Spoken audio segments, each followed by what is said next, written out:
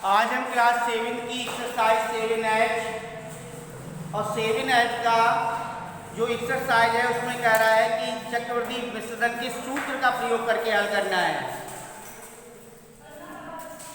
चक्रवर्ती विसर्जन के सूत्र का प्रयोग करके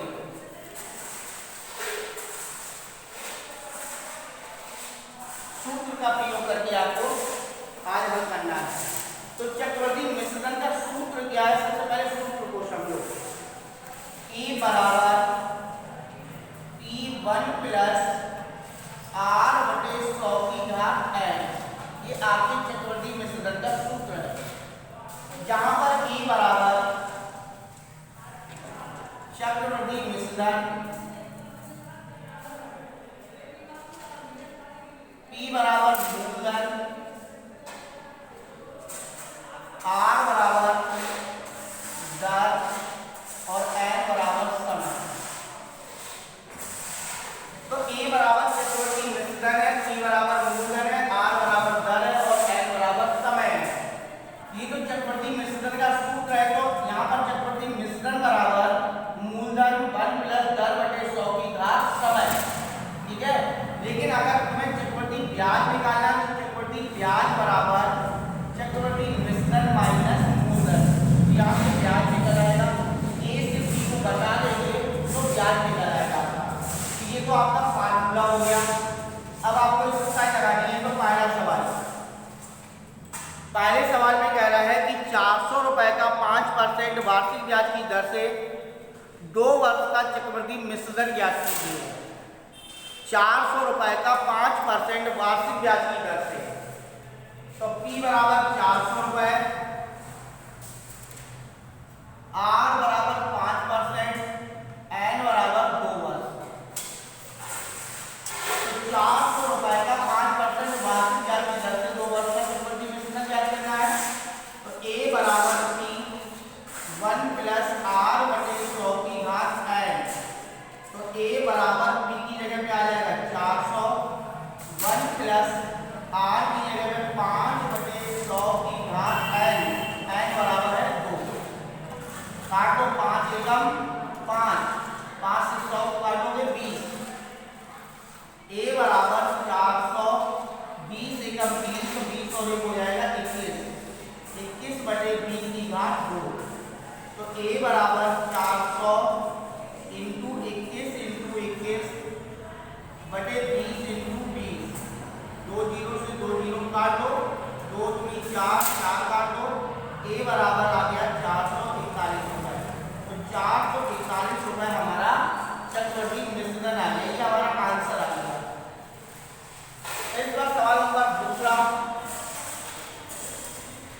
दूसरे में कह रहा है कि 500 रुपए का 10% वार्षिक ब्याज की दर से 2 वर्ष का चक्रवर्ती विसर्जन निकालना है। तो P बराबर 500, R बराबर 10%, N बराबर 2 वर्ष। यहाँ पर भी फार्मूला लग जाएगा। A बराबर P1 प्लस R बटे 100 की घात n। तो 500 1 प्लस 10/100 पावर हो जाएगी 2। ये 0 से 0 कैंसिल कर लो, 10 एकम 10, 10 और 11 हो जाएंगे। 511 बटे 10 की घात 2। यहाँ पर आ जाएगा 500 इंटू 11 इंटू 11 बटे 10 इंटू 10, तो 0 से 2 0 कैंसिल कर लो। 11 इंटू 11 121, 121 में गुणा करना है 5 का, 5 एकम 5, 5 दूनी 10, 5 एकम 5 और 6, 605 रुपए चक्रवर्ती विसर्जन आ गया। सवाल नंबर तीसरा, 625 रुपए का 4% वार्षिक ब्याज की दर से 2 वर्ष का चक्रवर्ती ब्याज ज्ञात कीजिए। तो P बराबर 625 रुपए, R बराबर दर दे रखी है 4%, समय 2 वर्ष है, n बराबर 2 वर्ष। तो P यहाँ पे दिया गया है। P बराबर 625, R बराबर 4% और n बराबर 2 वर्ष। A बराबर P1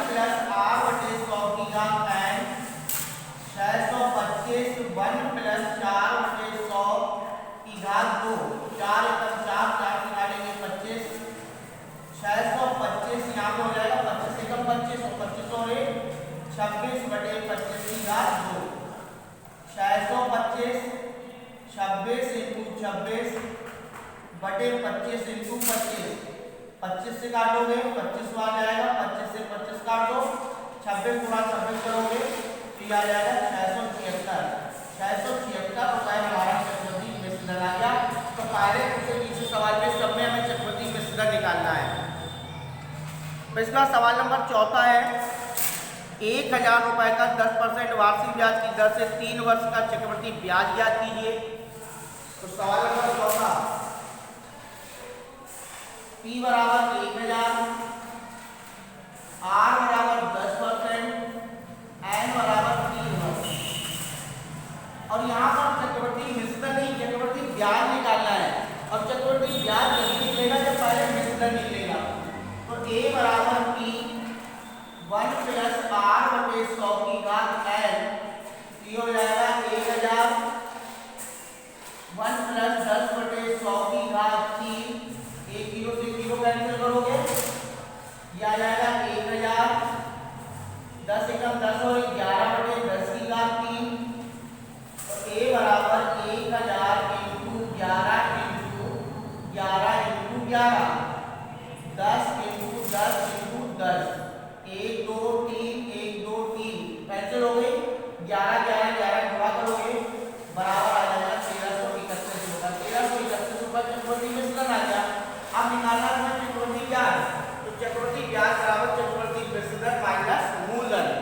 यहाँ पर आ जाएगा CI बराबर A माइनस P 1331 माइनस 1000 बराबर 331 रुपए। 331 रुपए हमारा चक्रवृद्धि ब्याज आ गया।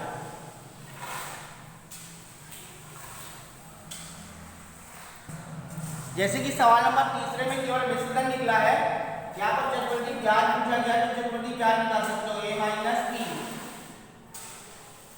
ये हो जाएगा 676 माइनस 625, 51 रुपए आपका ब्याज आ जाएगा।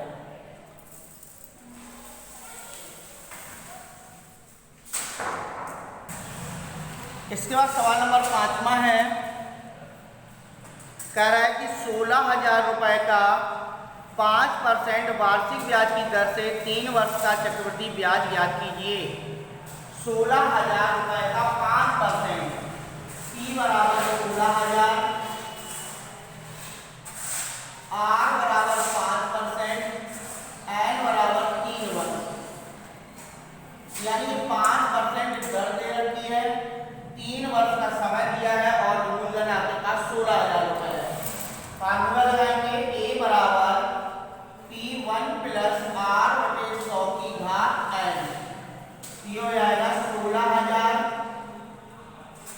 1 प्लस 5 बटे 100 की घात 3, 5 से काटो 5 एकम 5, 5 से 100 को काटोगे 20 बार, 20 का गुणा करोगे 20 एकम 20, 20 और 1 कितना हो जाएगा 21। तो A बराबर 16,000, 21 बटे 20 की घात 3, तो A बराबर 16,000 इंटू 21 इंटू 21 इंटू 21 बटे 20 इंटू 20 इंटू 20, 1 2 3 3 जीरो ये कैंसिल कर लो, 2 दूनी 4 4 दूनी 8 8, यहाँ पर नीचे का गुणनफल हो गया 8 दूनी 16। तो A बराबर 21 21 का गुणा करोगे तो 92 61 इंटू 2 का गुणा कर देंगे 2 एकम 2 2 छक 12, 4 और 1 5 और 9 दूनी 18, 18,522 रुपए ये चक्रवृद्धि मिश्रण निकल आया। अब चक्रवृद्धि ब्याज निकल गया तो CI बराबर A माइनस P 18,522 माइनस 16,000 बराबर आ जाएगा 2,522 रुपए। तो 2,522 रुपए हमारा ब्याज निकल आया। इसके बाद सवाल नंबर 6वां दिया गया है। 6वें में कह रहा है कि मनोज ने 2,500 रुपए बैंक में अपने बचत खाते में जमा किया, 2 वर्ष बाद उसे कुल कितने रुपए ब्याज के रूप में मिलेंगे यदि बचत खाते में 4% वार्षिक चक्रवृद्धि ब्याज देता हो। तो P बराबर 2,500, R बराबर 4%, N बराबर 2 वर्ष। P बराबर 2,500 रुपए। आर जो दर दे रखी है वो 4% वार्षिक चक्रवृद्धि ब्याज की दे रखी है, और एन बराबर जो समय दिया है वो 2 वर्ष दिया गया है। यहाँ पर फार्मूला लगाएंगे ए बराबर P1 प्लस आर बटे 100 की घात एन। 2500 1 प्लस 4 बटे 100 की घात 2। 4 × 4 4 से काटोगे 100 को 25 बार कटेगा। 25 से कम 25 और 1 26 हो जाएगा। 2500 26 बटे 25 की घात 2। तो a बराबर 2500 × 26 × 26 बटे 25 × 25। इसको काट दो। 25 से कम 25 100 बार कट जाएगा। 25 चौको 100 4 बार कट जाएगा। 26 का गुणा 26 से करोगे तो 676 × 4। तो a बराबर 6 चौको 24 7 चौको 28 तो 30 24 3 27 2,704 रुपए की चक्रवृद्धि मिश्रण निकल आया। अब उसने पूछा था कि मनोज को 2 वर्ष बाद कितने रुपए ब्याज के रूप में मिलेगा, तो ब्याज निकालना है। तो ब्याज निकाल लो। चक्रवृद्धि ब्याज बराबर मिश्रण माइनस मूलधन 2704 माइनस 2500 बराबर आ जाएगा 204 रुपए। 204 रुपए के रूप में उसे ब्याज के रूप में मिलेगा। इसका सवाल नंबर आपका 7वां है। 7वें नंबर में कह रहा है कि फातिमा ने डाकघर के बचत खाते में 1250 रुपए 2 वर्ष के लिए सावधि जमा खाता में जमा किया। यदि ब्याज दर 8% वार्षिक चक्रवृद्धि हो तो 2 वर्ष बाद उसका चक्रवृद्धि मिश्रण तथा चक्रवृद्धि ब्याज दोनों ज्ञात करने हैं। तो फातिमा ने 1250 रुपए डाकघर में जमा किया है। तो P बराबर 1250 रुपए। R बराबर कितने परसेंट की दर से?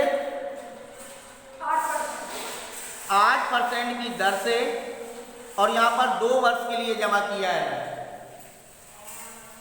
8% की दर से और समय बराबर 2 वर्ष के लिए जमा किया है। तो यहाँ पर 1250 रुपए मूलधन, दर 8% है, समय 2 वर्ष है। तो a बराबर P1 प्लस R बटे 100 की घात n। तो a बराबर हो जाएगा 1250 1 प्लस 8 बटे 100 की घात 2। 4 × 8 और 4 से 100 को काटोगे 25। 25 से कम 25 2 हो जाएंगे 27। यहाँ पर आ जाएगा 1250 27 बटे 25 की घात 2। तो a बराबर 1250 27 × 27 बटे 25 × 25। 25 पंजे 125 50 बार कर जाएगा। 25 दूनी 50। 27 × 27 का गुणा करेंगे तो 735 × 2। तो a बराबर आ जाएगा 2 × 9 18 2 दूनी 4 5 2 7 14।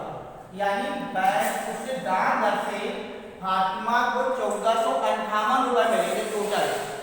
अब उसे ब्याज कितना मिलेगा? CI बराबर a माइनस b। 1458 माइनस 1250 बराबर 208 रुपए ब्याज मिलेगा। तो एक आंसर ये हो जाएगा, ब्याज कितना मिलेगा, टोटल रुपए कितना मिलेगा।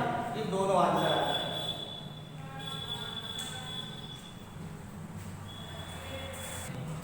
इसके बाद अगला सवाल है 8वां। जॉर्ज ने किसी वित्तीय कंपनी में 8000 रुपए 2 वर्ष के लिए 15% वार्षिक चक्रवृद्धि ब्याज पर उधार लिए। उसे कंपनी को कितनी धनराशि वापस करनी पड़ेगी? तो कितनी धनराशि, पूरी धनराशि वापस कर रहा है, तो यहाँ पर ब्याज सहित चक्रवृद्धि मिश्रण निकालना है। 8000 रुपए का 15% की दर से है। तो P बराबर 8000, R बराबर 15%, N बराबर 2 वर्ष के लिए उसने उधार लिया है कंपनी से। तो A बराबर P1 प्लस R बटे 100 की घात n। ये हो जाएगा 8000 1 प्लस 15 बटे 100 की घात 2। 5 × 15 कम 20 और 20 और 3 23 हो जाएगा। तो a बराबर 8000 और यहाँ पर 23 बटे 20 की घात 2, 8000 इंटू 23 इंटू 23 20 इंटू 20, 2 जीरो से 2 जीरो कैंसिल करो, 2 दूनी 4, 4 दूनी 8, 20 बार चलेगा। तो a बराबर 23 इंटू 23, 3 का 9, 3 दूनी 6, 6 12, 2 हासिल 1, 2 दूनी 4, 5 5 तो 29 इंटू 20। तो a बराबर आ जाएगा 0, 18, 4 और 5 और 5 दूनी 10, 10,580 रुपए या आपको उस कंपनी में क्या करना पड़ेगा, जमा करना पड़ेगा, कुल धन जो देना पड़ेगा वो 10,580 रुपए उसे वापस करने पड़ेंगे। इसके बाद सवाल नंबर आपका 9वां है। 9वें में कह रहा है कि तनु ने वित्तीय कंपनी से 2,000 रुपए लगाए। कंपनी 10% वार्षिक चक्रवृद्धि ब्याज देती हो तो 3 वर्ष बाद उसे कुल कितने रुपए मिलेंगे। तो यानी कि तनु ने जो कंपनी में कितने रुपए लगाए हैं, 2,000 रुपए, 10% की दर से लगाए हैं और 3 वर्ष के लिए लगे हुए हैं। यहाँ पर आ जाएगा a बराबर p 1 प्लस r बटे 100 की घात है। a बराबर 2,000 1 प्लस 10 बटे 100 की घात 3, 1 0 से 0 कैंसिल कर लो। a बराबर 2000, यहाँ पर हो जाएगा 11 बटे 10 की घात 3, 2000 इंटू 11 इंटू 11 इंटू 11 बटे 10 इंटू 10 इंटू 10, 3 0 कैंसिल कर दिया। a बराबर 1331 इंटू 2, 1331 इसका गुणनफल हो गया, 2 का गुणा करना है, ये हो जाएगा 2662 होता है। यानी उसने जो कंपनी में 2,000 रुपए लगाए थे 2 वर्ष के लिए और 2 वर्ष बाद 3 वर्ष के लिए, और 3 वर्ष बाद तनु को जो रुपए मिलेंगे, कुल कितने रुपए मिलेंगे, तो कुल मिलेंगे 2,662 रुपए। इसके बाद अंतिम सवाल है आपका 10वां। कह रहा है अनीता ने एक राष्ट्रीयकृत बैंक में 2500 रुपए जमा किए, 2 वर्ष बाद उसे कितने रुपए मिलेंगे। यदि बैंक 8% वार्षिक चक्रवृद्धि ब्याज देता हो तो 2500 रुपए जमा किए हैं, 2 वर्ष के लिए जमा किए हैं, 2500। r बराबर जो दर दे रखी है वो 8% है और समय 2 वर्ष है, n बराबर 2 वर्ष। यहाँ पर आ जाएगा a बराबर p 1 प्लस r बटे 100 की घात n, 2500 1 प्लस 8 बटे 100 की घात 2। तो ये 2500, इसको काटने जाओ, 4 दूनी 8, 4 से काटोगे 25, 25 से कम 25 2, 27 बटे 25 की घात 2, 2500 इंटू 27 इंटू 27 बटे 25 इंटू 25, 25 से काटोगे 100, यहाँ पर काटो 4 बार, ये गुणनफल हो गया 729 इंटू 4, 4 9 36, 4 दूनी 8 3 11 और 4 7 28 और 1 29, 2916 रुपए, 2,916 रुपए उसे राष्ट्रीयकृत बैंक से 2 वर्ष बाद प्राप्त होंगे। तो इस प्रकार से एक्सरसाइज 7H के सवाल नंबर 1 से लेकर के 10 तक के सवाल आज हमने समझाए और आपको बताए। इनको आपको अच्छे से तैयार करके फेयर कॉपी भी कंप्लीट करना है।